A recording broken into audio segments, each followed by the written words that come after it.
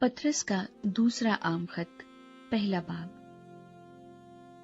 शमौन पतरस की तरफ से, जो यीशु मसीह का बंदा और रसूल है, उन लोगों के नाम जिन्होंने हमारे खुदा और मुनज्जी यीशु मसीह की रास्तबाजी में हमारा सा कीमती ईमान पाया है। खुदा और हमारे खुदावंद यीशु की पहचान के सबब से फजल और इत्मीनान तुम्हें ज्यादा होता रहे। बुलाहट और इंतखाब, क्योंकि उसकी इलाही कुदरत ने वो सब चीजें जो जिंदगी और दीनदारी से मुतल्लिक हैं, हमें उसकी पहचान के वसीले से इनायत की, जिसने हमको अपने खास जलाल और नेकी के जरिए से बुलाया, जिनके बाइस उसने हमसे कीमती और निहायत बड़े वादे किए, ताकि उनके वसीले से तुम उस खराबी से छूटकर जो दुनिया में बुरी ख्वाहिश के सबब से है, ज़ाते इलाही में शरीक हो जाओ। बस इसी बाइस तुम अपनी तरफ से कमाल कोशिश करके अपने ईमान पर नेकी और नेकी पर मार्फत और मार्फत पर परहेजगारी और परहेजगारी पर सब्र और सब्र पर दीनदारी और दीनदारी पर बरादराना उल्फत और बरादराना उल्फत पर मोहब्बत बढ़ाओ। क्योंकि अगर ये बातें तुम में मौजूद हों और ज्यादा भी होती जाएं, तो तुमको हमारे खुदावंद यीशु मसीह के पहचानने में बेकार और बेफल न होने देंगी। और जिसमें ये बातें न हो, वो अंधा है और कोता नजर और अपने पहले गुनाहों के धोए जाने को भूले बैठा है। बस ऐ भाइयों, अपने बुलावे और बरगुजीदगी को साबित करने की ज्यादा कोशिश करो, क्योंकि अगर ऐसा करोगे तो कभी ठोकर न खाओगे, बल्कि इससे तुम हमारे खुदावंद और मुनज्जी यीशु मसीह की अब्दी बादशाही में बड़ी इज्जत के साथ दाखिल किए जाओगे। इसलिए मैं तुम्हें ये बातें याद दिलाने को हमेशा मुस्तैद रहूंगा, अगरचे तुम उनसे वाकिफ और उस हक बात पर कायम हो जो तुम्हें हासिल है। और जब तक मैं इस खैमे में हूँ, तुम्हें याद दिला दिलाकर उभारना अपने ऊपर वाजिब समझता हूँ, क्योंकि हमारे खुदावंद यीशु मसीह के बताने के मुआफिक मुझे मालूम है कि मेरे खैमे के गिराए जाने का वक्त जल्द आने वाला है। बस मैं ऐसी कोशिश करूंगा कि मेरे इंतकाल के बाद तुम इन बातों को हमेशा याद रख सको। चश्मदीद गवाह, क्योंकि जब हमने तुम्हें अपने खुदावंद यीशु मसीह की कुदरत और आमद से वाकिफ किया था, तो दगाबाजी की घड़ी हुई कहानियों की पैरवी नहीं की थी, बल्कि खुद उसकी अजमत को देखा था कि उसने खुदा बाप से उस वक्त इज्जत और जलाल पाया जब उस अफजल जलाल में से उसे ये आवाज आई कि ये मेरा प्यारा बेटा है जिससे मैं खुश हूँ।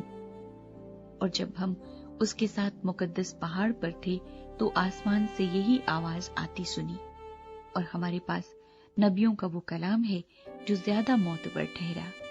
और तुम अच्छा करते हो जो ये समझकर उस पर गौर करते हो कि वो एक चिराग है जो अंधेरी जगह में रोशनी बख्शता है, जब तक पौ न फटे और सुख का सितारा तुम्हारे दिलों में ना चमके। और पहले ये जान लो कि किताब मुकद्दस की किसी नबूवत की बात की तावील किसी के जाती इख्तियार पर मौकूफ नहीं, क्योंकि नबूवत की कोई बात आदमी की ख्वाहिश से कभी नहीं हुई, बल्कि आदमी रुल कुद्स की तहरीक के सबब से खुदा की तरफ से बोलते थे।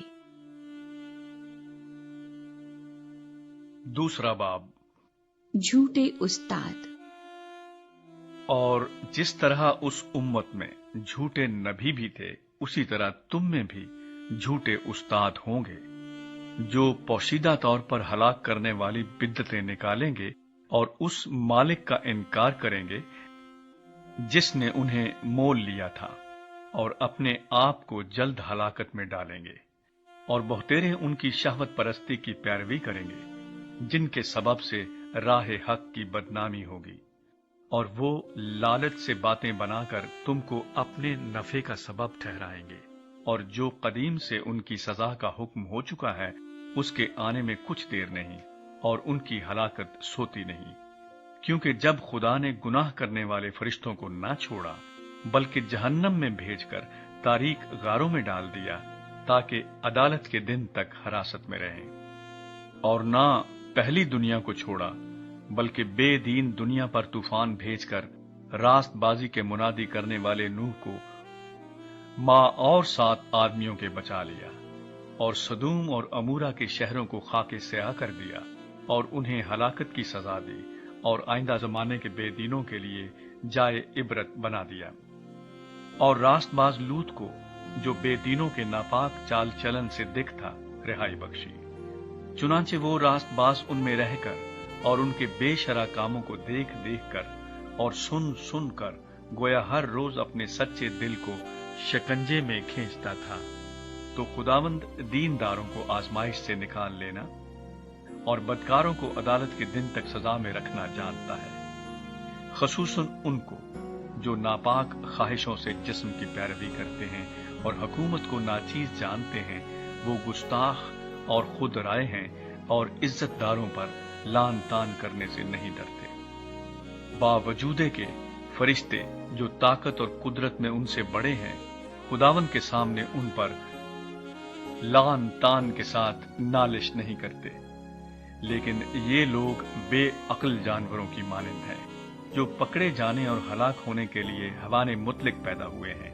جن باتوں سے ناواقف ہیں ان کے بارے میں اوروں پر لان تان کرتے ہیں، اپنی خرابی میں خود خراب کیے جائیں گے۔ دوسروں کے برا کرنے کے بدلے انہی کا برا ہوگا۔ ان کو دن دہاڑے عیاشی کرنے میں مزہ آتا ہے۔ یہ داغ اور عیب ہیں۔ جب تمہارے ساتھ کھاتے پیتے ہیں تو اپنی طرف سے محبت کی ضیافت کر کے عیش و عشرت کرتے ہیں۔ ان کی آنکھیں جن میں زناکار عورتیں بسی ہوئی ہیں گناہ سے رک نہیں سکتی۔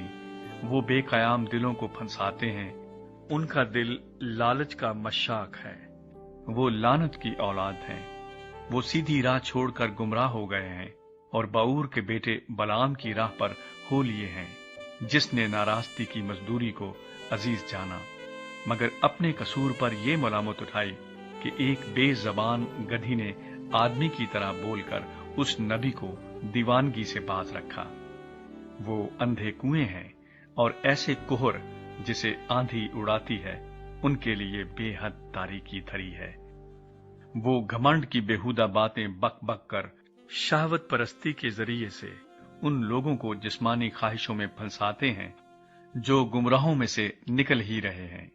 وہ ان سے تو آزادی کا وعدہ کرتے ہیں اور آپ خرابی کے غلام بنے ہوئے ہیں، کیونکہ جو شخص جس سے مغلوب ہے وہ اس کا غلام ہے۔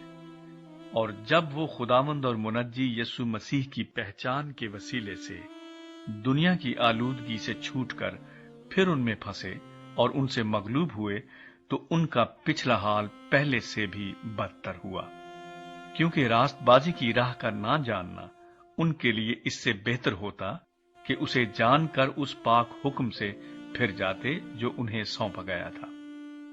ان پر یہ سچی مثل صادق آتی ہے کہ کتا اپنی قے کی طرف رجوع کرتا ہے اور نہلائی ہوئی سورنی دلدل میں لوٹنے کی طرف۔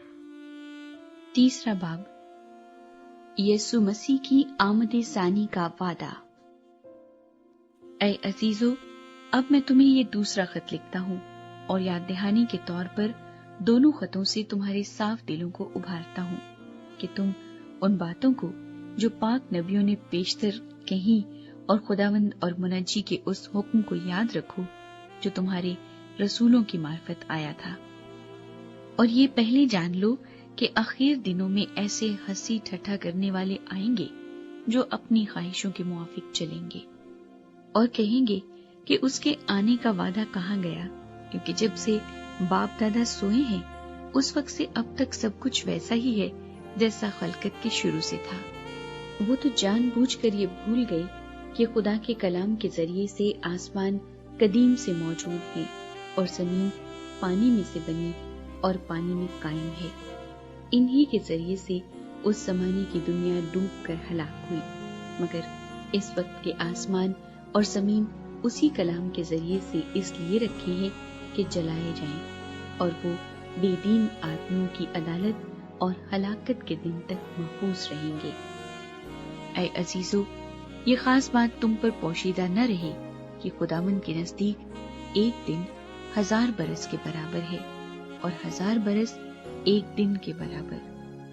خداوند اپنے وعدے میں دیر نہیں کرتا جیسی دیر بعض لوگ سمجھتے ہیں، بلکہ تمہارے بارے میں تحمل کرتا ہے، اس لیے کہ کسی کی ہلاکت نہیں چاہتا، بلکہ یہ چاہتا ہے کہ سب کی توبہ تک نوبت پہنچے۔ لیکن خداوند کا دن چور کی طرح آ جائے گا۔ اس دن آسمان بڑے شور و غل کے ساتھ برباد ہو جائیں گے اور اجرام فلک حرارت کی شدت سے پگھل جائیں گے اور زمین اور اس پر کے کام جل جائیں گے۔ جب یہ سب چیزیں اس طرح پگھلنے والی ہیں تو تمہیں پاک چال چلن اور دینداری میں کیسا کچھ ہونا چاہیے، اور خدا کے اس دن کے آنے کا کیسا کچھ منتظر اور مشتاق رہنا چاہیے، جس کے باعث آسمان آگ سے پگھل جائیں گے اور اجرام فلک حرارت کی شدت سے گل جائیں گے۔ لیکن اس کے وعدے کے موافق ہم نئے آسمان اور نئی زمین کا انتظار کرتے ہیں جن میں راست بازی بسی رہے گی۔